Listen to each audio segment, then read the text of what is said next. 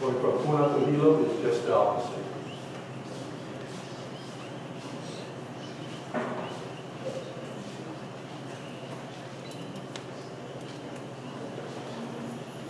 Okay. Railroad option scenario 2, south of Kalahari. Also Highway 130 coming from Puna to Hilo. Oho Road, onto Nana Valley, Ikehao, the railroad, all the way to Kahakai, and up back onto, back onto Railroad 7, back onto Mapu, which would be the primary route, alternate route, back onto 130, going north. Okay, this is the reverse. I think the people in the back can't hear you. Can't hear me too good? Okay. Sorry. So you're mumbling. Is this better? This is the beach road option. Okay, most people will not use it, should not use it, not recommended if railroad is open. So I'm just going to go through this really quickly. 1, 2, 3. See, we go out to the beach road, then back up, then across to Nana Valley, and then back onto the highway. Okay. Then this is going the other way. Now, if Kahakai gets cut, this is a variation of the continuation of the flow through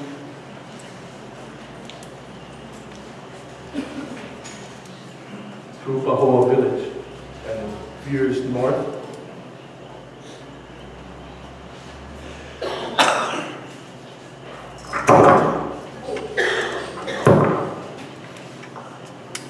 And it veers north and cuts Kahakai, then certainly the route basically is around this way and around that. Real simple, rather than pressing all over.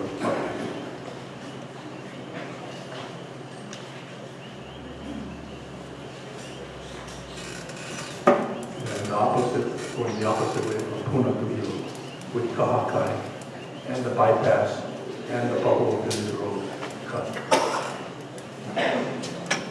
Covered by the opposite.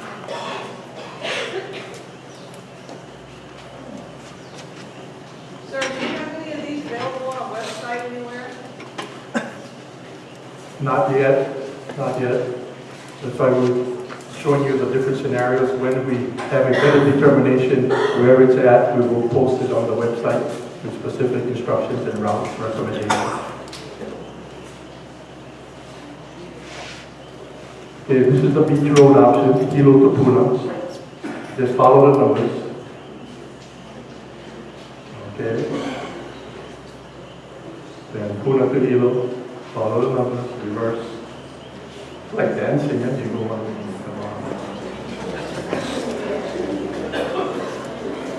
This is our preliminary traffic control plan that we came up with, subject to some feedback. And you guys you folks live here in Hawaiian Paradise Park. You know what the local conditions are.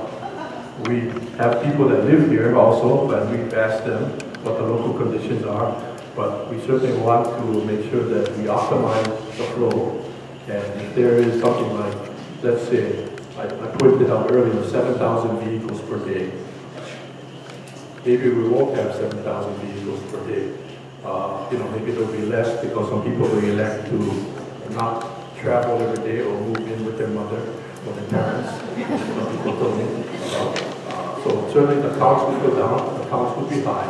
So the primary route to get out of Lower Puna would be somewhere along Nana Valley, Railroad Avenue, Kahakai, depending where the road is ever, or up to Maku, and those are the primary alternate routes.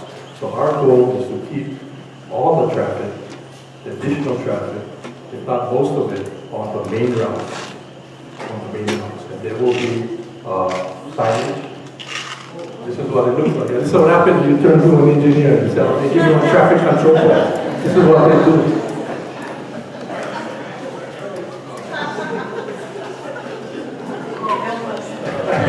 I'm gonna have to explain this.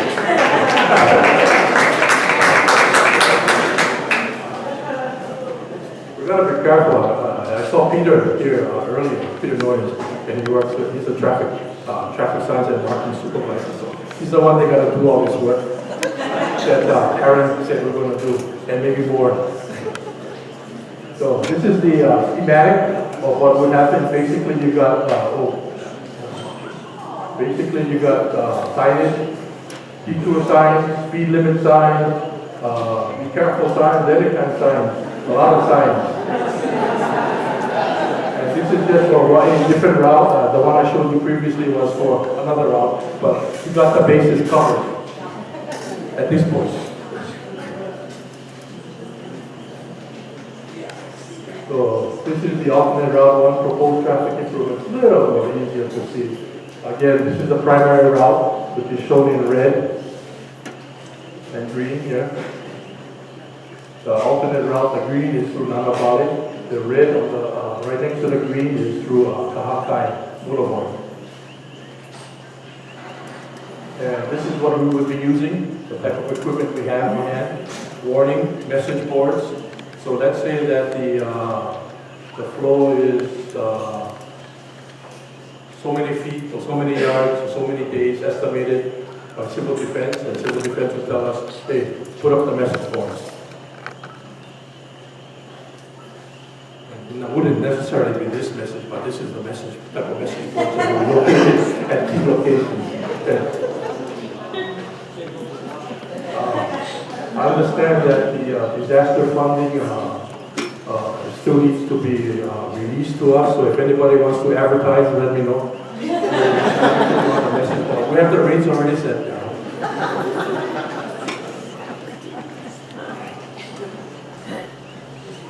Also, what we're looking at is this is the Maku bypass road intersection with Highway 130.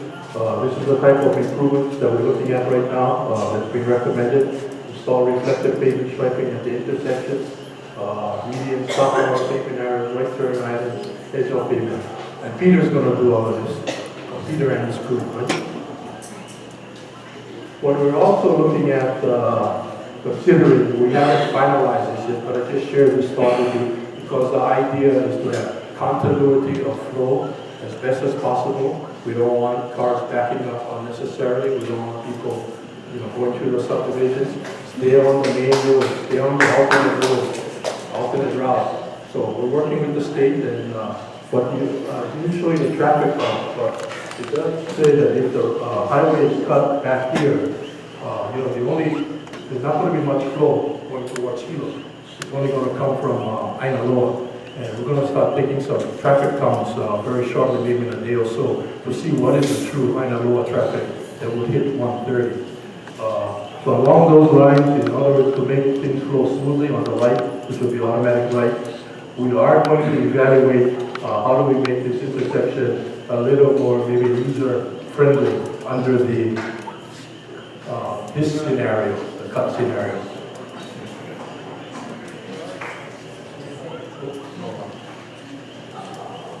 This is what it looks like right now. Get another picture of the intersection. Okay. Also looking at Mapu and Railroad Avenue, that intersection. That will be the primary route coming off of the railroad portion that's owned by the state.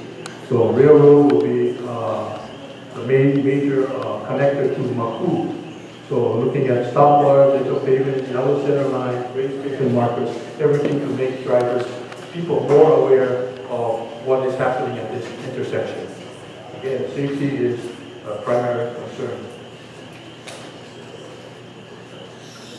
Okay, looking at it from Kapoho.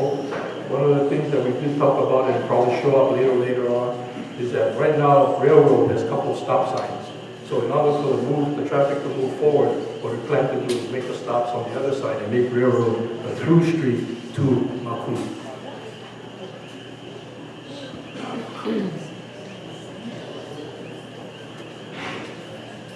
I've been told, guaranteed, the buses can make the turn. Guaranteed.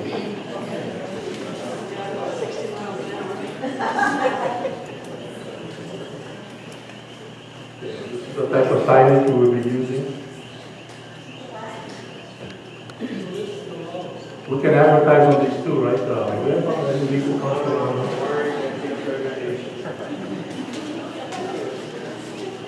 Again, that's what I just talked about.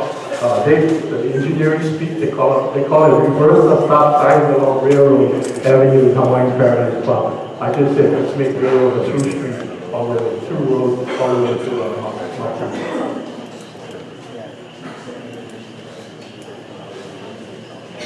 Reverse stop sign along Kahala, which is on the Hawaiian beaches on my shore side. Speed limit full 20 miles per hour.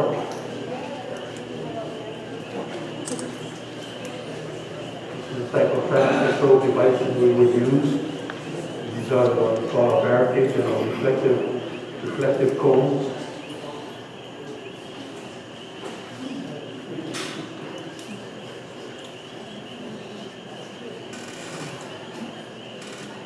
Forward stop at Kahakai and Kahala Boulevard. We're looking at the stop signs right now, and we also have, we're looking into portable traffic signals that go red, yellow, green. Red means stop, yellow means slow. For some people, red means go. Red means stop. So we'll try that out if we can get the power to hook up the traffic signals. They need power, they run on electricity. And we may start off with a flashing red in 4 directions, flashing red. If that doesn't work, then we have to go to red, yellow, green. Red, yellow, green.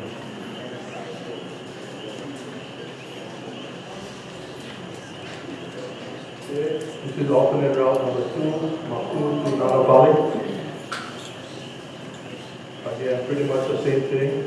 Traffic signals, traffic control, message boards, detour signs, etc.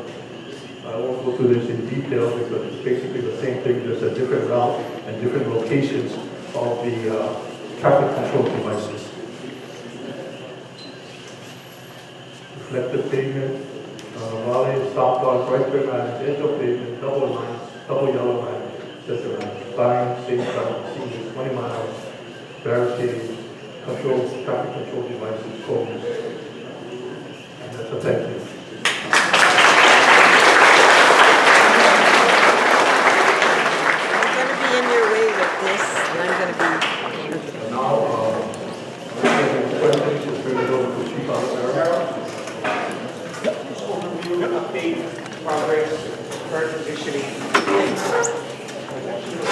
Well, good evening again, and thank you, Mr. Mayor, for allowing us to come here and share information as well as answer any questions you may have. This is a brief overview as far as the current eruption activity. Before I say, I want to recognize our partners from HBO in the back, Steve Brennan and his team back there.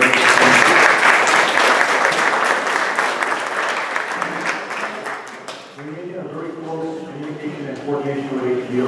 Their role is to identify the hazard, qualify or quantify the hazard, pass that information on to us so that we can provide you with good information so you can make good decisions and give you some guidance. So this morning, and we've been maintaining daily flights every morning. We're usually passing over this area about 6:37 in the morning. Part of the early morning flight is to get a good picture of what's changed overnight, as well as the conditions are very favorable up at the site in the early morning hours. It also allows us to see how the weather conditions are doing, which sometimes adding to the smoke conditions. I know a few weekends back, we had a pretty significant inversion type of an event where it was just capping the smoke and laying it down across all of Puna. So our goal is to work closely with the weather service, get some forecasts so we can tell you ahead of time if you're going to experience some heavy smoke conditions in the area. For some people that may have respiratory problems or health issues, we want to know that the day before as much as possible. Anticipation of what we'll be happy to next day. So we get up there early in the morning. It also is an opportunity to see with the evening, if there's been rain or any condensation, any evidence that the flow might be moving within cracks and subsurface. Because as it moves through a cracked system, it creates these steam plumes that come up. And we share this information with the team at HBO so they can make, again, better decisions of what activity or what the flow has been doing over the last 24 hours. So this morning, as we got up there, one of the first things we noticed, the flow is still on a northeasterly, a little more easterly track. We thought it would be out of the forest by this morning because it was so close yesterday, but it's still within a forest vegetation. There is no brush fire threat. I know for many of you that have lived in this community for years have experienced the impact of brush fires. That's a big concern for you. We'll make sure that if there's any threat with a wildfire, you're notified in advance. And we're very fortunate. It's been green, it's been raining, so there's really no brush fire threat at this time.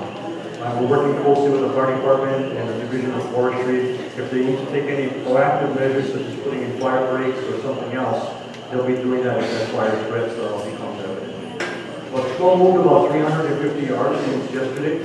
A very narrow finger. If you can picture a finger of black lava moving down, and again, it's crusted over on the surface. What's glowing and what's burning is only what's on the leading edge that's touching the vegetation. It's probably about 100 yards or less wide. It's very narrow, but it is moving in that northeasterly direction. And as Warren pointed out on his map, some of the probable tracks it could take, which is right through either by the transfer station and co-op, right around the Malone Market, as well as maybe even further south into the village. As each day goes by, HBO is going to be in a better position to say with more certainty what's that route going to be. The flow is influenced really well by the slightest topographical changes and features out there. So as it moves along, it makes it easier for them to, with some more certainty, say this is where it's going to go. And our goal is to give anyone that's downslope or downstream from the flow as much warning and notice as possible so they can do the evacuation safely and in a reasonable time. So it's not a rush event. Lessons that we learned with like the residents in Kobe, I really always got to say thank you to them because it's been such a patient subdivision. First faced with the threat, and now it's still maintaining restricted access because of the smoke condition as well as the possibility that you could have a breakout. And it's been very difficult for them. One of the things we've shared with you at other meetings, and I'll share again tonight, this is going to be a very frustrating process going forward. There's no doubt about it because of the uncertainty. It could change direction tomorrow, it could slow down. So again, there's going to be a lot of variables that we can't give you, again, a real definite picture. And I will frustrate you with some of the things we'll say until things become more definite what's going to happen. Well, the one thing for sure is we're going to give you time so that you can, if you need to, evacuate. There's at the present time no threat to the Paradise Park area, but for those residents in Bohol, we're going to give adequate notice and time so you can do things safely. It's a lot of coordination with the businesses. They need to make arrangements based on whatever threat might be presenting for them, moving merchandise, moving any hazardous materials out of the area. As we know, there's 2 gas stations right in that forecasting vicinity. And we've already worked with them in the Department of Health here on this. What are the protective measures that they can put in place to alleviate or minimize any explosion hazards like those underground fuel tanks? So that's just examples of the many things we're working together with the business communities on, as well as the residents. And so we'll keep you informed as things change, as the flow continues to evolve. And one of the nice things about setting up the command post and an information center is that we have staff there every day. They're available. You can walk in, you can see the latest map. If you have any questions about the flow, please come and ask any one of us. What we want to make sure is the community has good, accurate, timely information so that they make good decisions for you and your family. And our goal is to keep everyone safe. And as the mayor said, we've identified some mission priorities, which is access, power, water, communications, coordination with the schools, the DOE system, how they're going to adjust or modify things to accommodate the students, keep the students safe, the faculty safe, but continue to provide quality education for the students, as well as access to health care. And we have been in communication with Bay Clinic as well as the Community Health Center about alternate sites to accept their clients, continue to provide health care, not only on this side, and when I say this side, it's hypothetical, but possible and probable that we're going to get cut off, but to maintain healthcare services on the side that may be isolated or limited to access. So all these things are in progress, in work, and being addressed, and it's to ensure some relative normalcy in everyone's lives, regardless of what side of the flow of any of them. I think we'll be opening up for questions or Comments?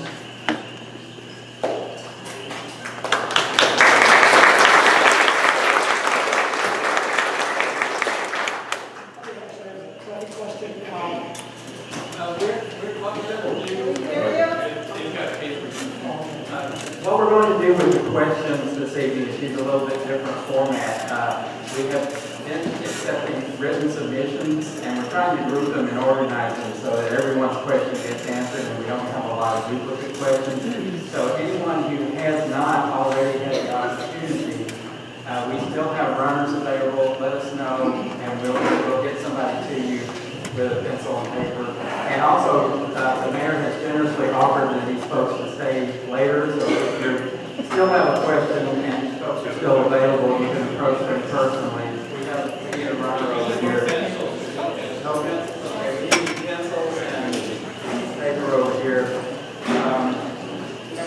So we're going to start with public works related questions, because that's okay, that's what we've got. There has been a lot of discussion about barricades along Makubu. That in our initial discussions, the subject did come up that we would be barricading some of the, or possibly all of the side streets, depending on conditions as they evolve.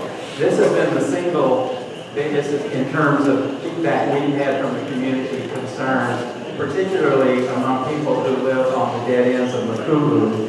In terms of how that's going to possibly isolate them. So some of the questions we have here are, if I'm on the dead end of Makubu, will I be allowed to cross? Will there be some way for me to get across barricades? If there are barricades, will they be staffed? Are they going to effectively create cul-de-sacs on the other side of Makubu? Again, multiple times we have people who are concerned about getting access to other parts of HPP from one side to the other if barricades are in place. Can you address the whole subject of barricades, please, Lauren? Well, it's more than a question. Yes.